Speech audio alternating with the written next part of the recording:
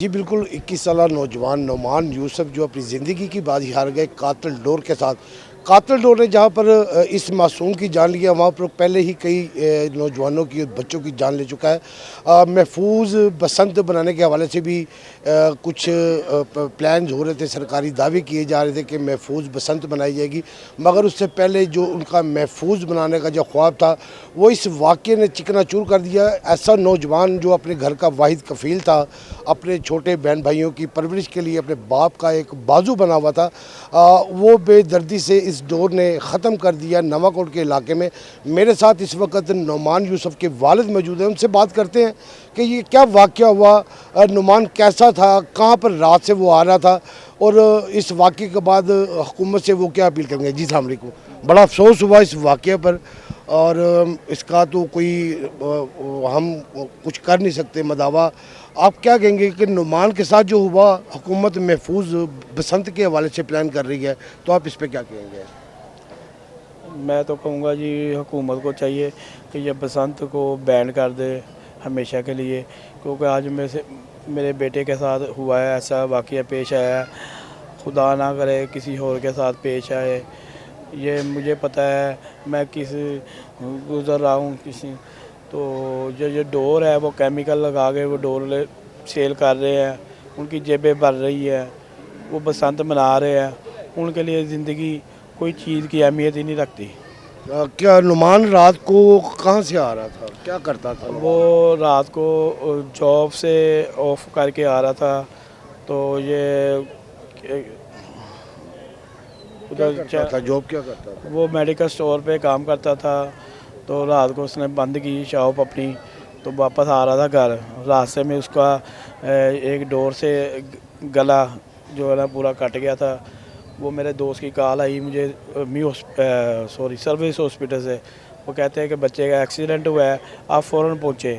میں ادھر جا کے گیا ہوں، میں اپنے دوست سے پوچھا میں کہ کیا ہوا ہے، وہ کہتا ہے جی نومی جو موقع پہ ہی نا اس کی ڈیتھ ہو گئی تھی، وہ جہاں سے اس کے گلے کاٹا تھا نا، کٹ گیا تھا، ادھر سے اس کی موقع پہ ہی ڈیتھ ہو گئی تھی۔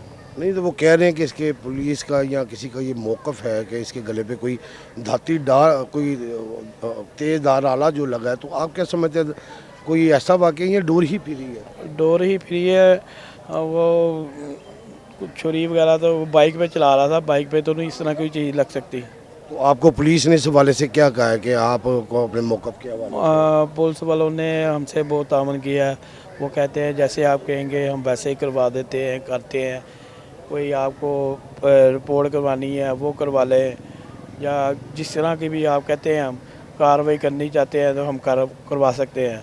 تو میں نے کارروائی تو کوئی نہیں کرنی، یہ کہ میرے ساتھ واقعہ پیش آیا ہے، اب اس کا میں کیا کہہ سکتا ہوں کسی کو۔ یوسف صاحب آپ نہیں سمجھتے آپ نے قانونی کارروائی کے بغیر باڈی لے لی ہے، کل کو اگر آپ کو حکومت کمپلسیٹ کرتی ہے یا اس کا کوئی قاتل ڈور کا پکڑا جاتا ہے تو وہ تو بچ جائے گا؟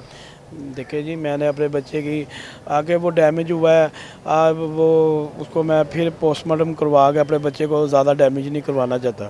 ڈیمیج ایک قانونی کارروائی ہے کہ جو میں نہیں کروانا چاہتا۔ دکھ کی اس گھڑی میں ہم ان کے ساتھ کھڑے ہیں، ان کا کہنا ہے کہ یہ کسی قسم کی کوئی کارروائی نہیں کروانا چاہتے، مگر انہوں نے حکومت کو ایک پیغام بھی دیا ہے کہ بسنت کے حوالے سے جو اقدامات کیے جا رہے ہیں، چاہے وہ محفوظ ہے یا کسی بھی طرح کی، اس پر ایک مکمل طور پہ پابندی ہونی چاہیے۔ پتنگ آرڈیننس جو کہ پہلے ہی موجود تھا، اس کے اوپر پولیس کی کارروائیاں جاری تھی۔ اس پتنگ کی ڈور نے کس طرح کا ماحول کریٹ کر دیا ہے، یہ میرے پیچھے دیکھ سکتے ہیں کہ بہت ساری جو اس کی والدہ ہے وہ بھی اپنے آپ کو نہیں سنبھال پا رہی، جو اس کے چھوٹے بہن بھائی ہیں وہ بھی چیخو پکار کر رہے ہیں۔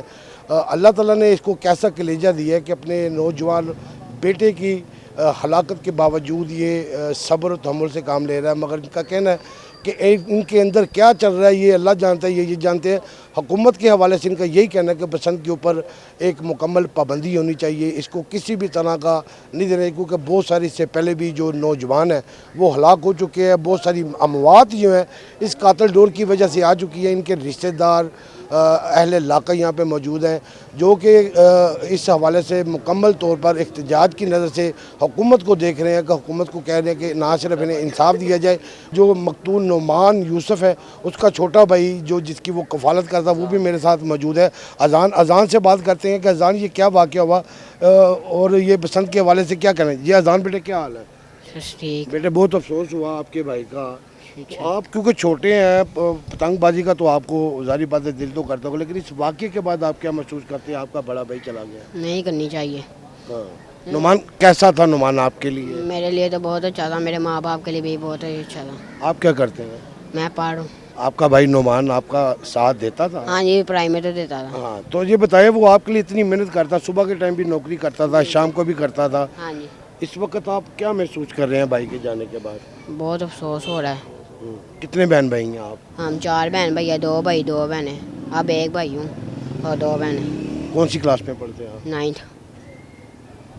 9th کلاس کا طالب علم ہے اذان, جو کہ نعمان کا چھوٹا بھائی تھا. بھائی بالکل تعاون کرتا تھا, ان کے سر پہ ایک آسرا تھا بھائی کا, وہ باپ کی طرح تھا. باپ اور ماں باپ کے ساتھ بالکل اس کا جو رویہ یا اس کا جو اپنے ماں باپ کے لیے محنت مزدوری 2 نوکریاں کر رہا تھا یہ تاکہ اپنے گھر کو بہتر سے بہتر طریقے سے چلا سکے.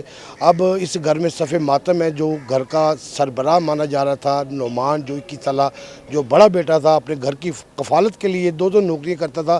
صبح اور رات کے ٹائم اپنا کوئی بھی وقت جو ضائع نہیں کر رہا تھا تاکہ اپنے چھوٹے بہن بھائیوں کے لیے بہتر سے بہتر سہولیات دے سکے, ان کی محرومیاں ختم کر سکے. مگر قاتل ڈور نے اس کی زندگی کی ڈور جو وہ کاٹ دیا. اب گھر میں صف ماتم ہے. اہل علاقہ جو ان کے رشتہ دار ہیں وہ انتہائی افسردہ نظر آ رہے ہیں. حکومت سے پھر وہی اپیل کرتے ہیں اہل علاقہ بھی کہ کسی بھی طرح محفوظ بسنت یا دوسری کسی بھی طرح کی بسنت کی اجازت نہ لی جائے. ڈور کے حوالے سے اور پتنگ بازی کے حوالے سے جو پولیس کا جو آرڈیننس کے اوپر عمل درآمد کروایا جائے تاکہ کسی اور کی زندگی بھی بچ سکے.